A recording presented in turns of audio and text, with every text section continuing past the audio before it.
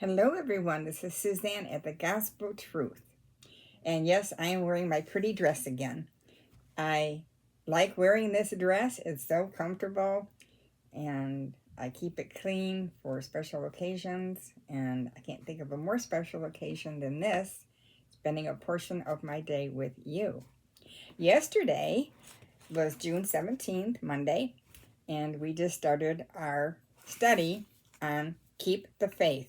How to Stand Strong in a World Turned Upside Down by Dr. David Jeremiah. I thought this would be an excellent study, especially in our upside down world today. We need to learn how to fight our fears, our discouragement, our disappointments. All of that is so very, very important. Joanne, if you're listening to this, I noticed you haven't made a comment on the past two videos. Joanne always makes a lovely comment. I know her husband's ill and she's taking care of him. So let's make sure we keep her in our prayers, that everything's okay and that she's just very busy tending to her husband, or that she's in good health herself. All right, chapter 1. Now these chapters are rather long, so today we're going to talk about Fight Your Fear. Okay. And then the ultimate enemy. And I think that's probably where we'll stop.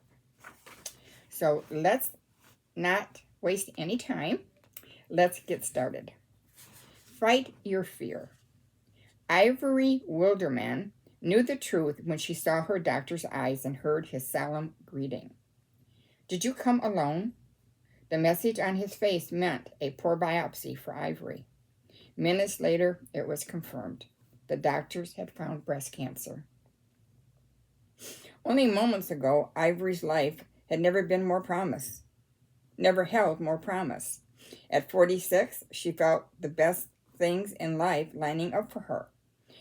There was a new job, a new apartment, a new car, and best of all, a new relationship that could lead to marriage.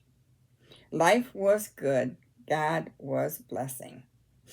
I wanted to press the pause button and just enjoy the moment I was in, she says, looking back. Have you ever been in a situation like that where it's so wonderful, things are going so absolutely correct in your life, you want to just stay in that moment? Like, I want to stay here and relish this for a while because it feels so good and so right. But oftentimes what happens? What is the reality of it? Doesn't stay long, does it? Never seems to stay long enough for us. And then we get a bad report. Something is amiss. And all our cards tumble down flat onto the table.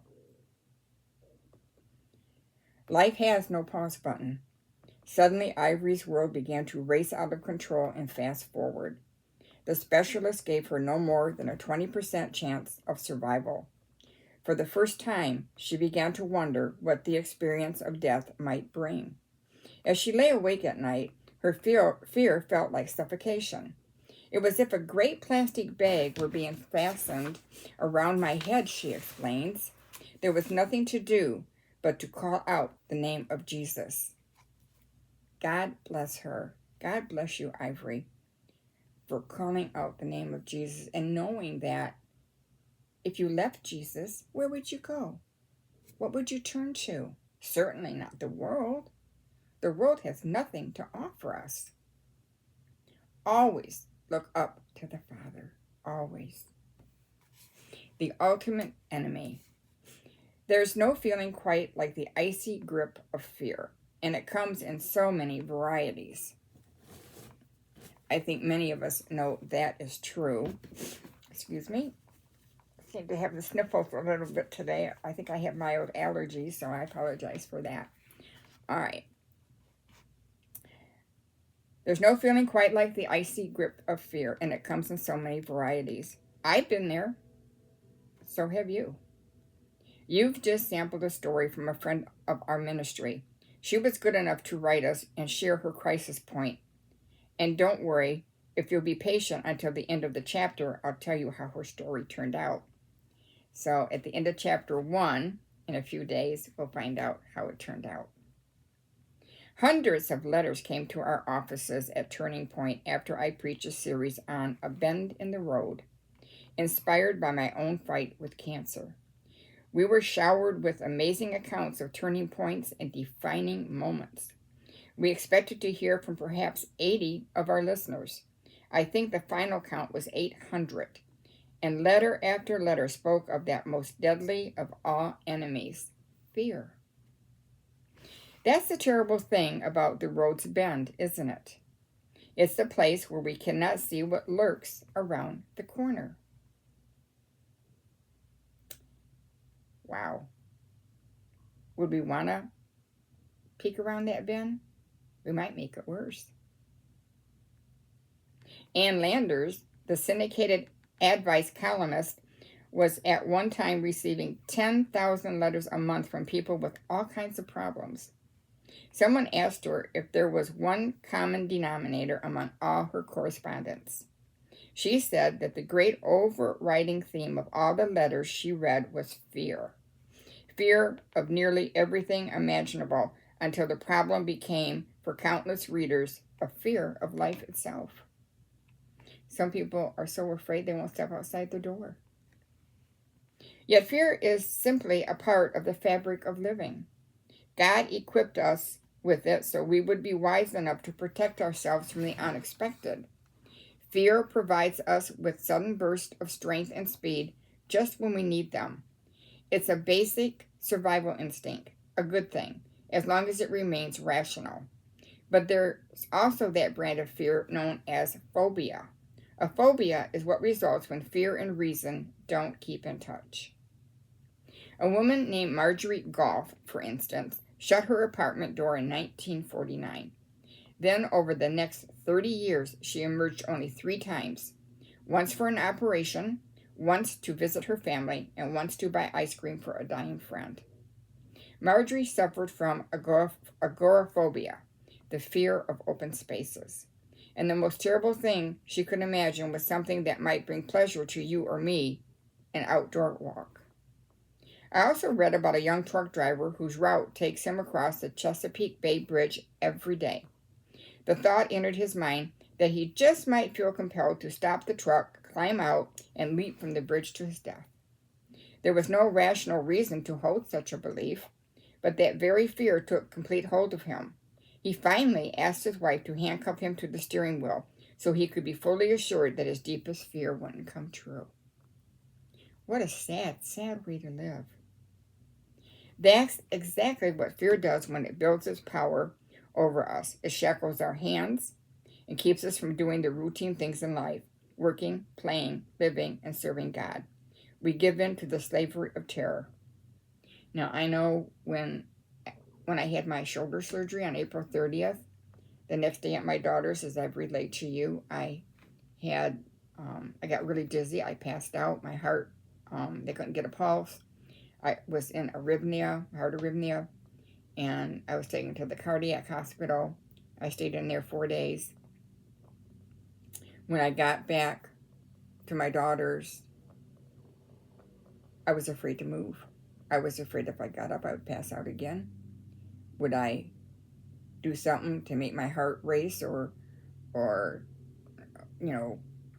is this going to happen again? There's this overwhelming fear. And my daughter, the more I stayed in bed, I think the more she liked it.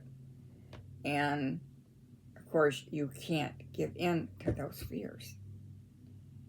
And so after a few days, in fact, when was it? When we went back to the visit with the cardiologist, I was sitting there talking with her. And I said, am I in any real danger? She said, no. And I started to cry, and I said, I'm afraid to walk. I'm afraid to overexert myself, that I might pass out again. But I said, I can't live like this.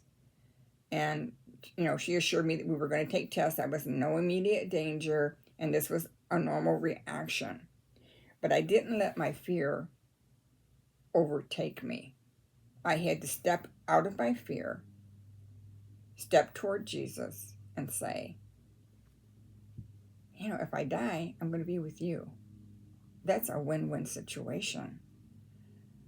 But we all have that fear. I think most of that might come from, we don't want to leave our loved ones. I want to see my grandkids grow, my great-grandkids grow. I know I'm not going to see them grow into their 20s. That's unrealistic. But we do have these fears. And Jesus cast out fear. Jesus doesn't want us to be fearful like that. Chances are, 1 in 10 of those reading this book will suffer from a specific phobia of some type. The other 9 will be more like me. They won't be controlled from some irrational fear, but they will wrestle with the garden variety of terror, those awful moments when life seems to come undone. Any pastor can tell you stories like the ones at the beginning of this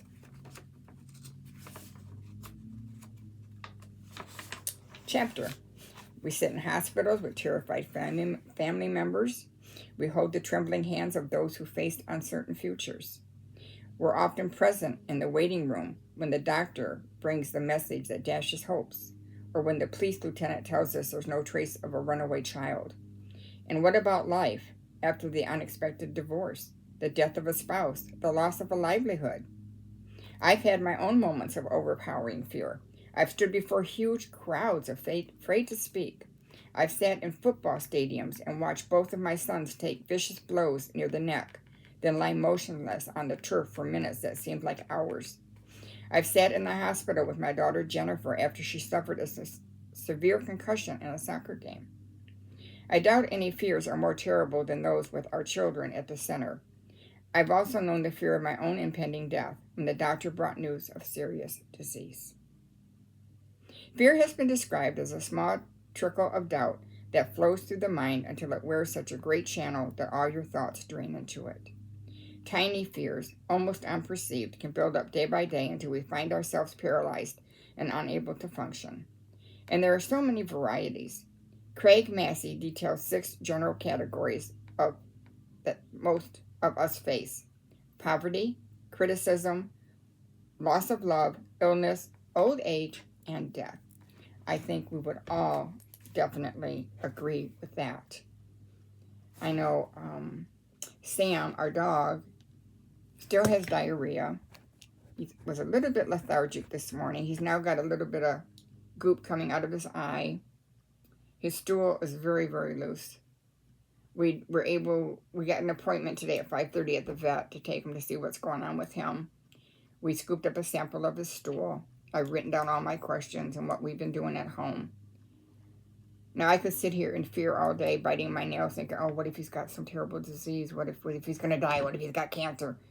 I'm not letting myself go there. He's eating. He's drinking. He's just as lovable as can be. But this is something that we need to pay attention to so that it doesn't develop into something worse. So I do ask your prayers for our little dog that everything's going to be just fine, and maybe he just has a little virus or something, and they'll get us on the right track to getting him feeling better. Well, I hope you've enjoyed today's lesson.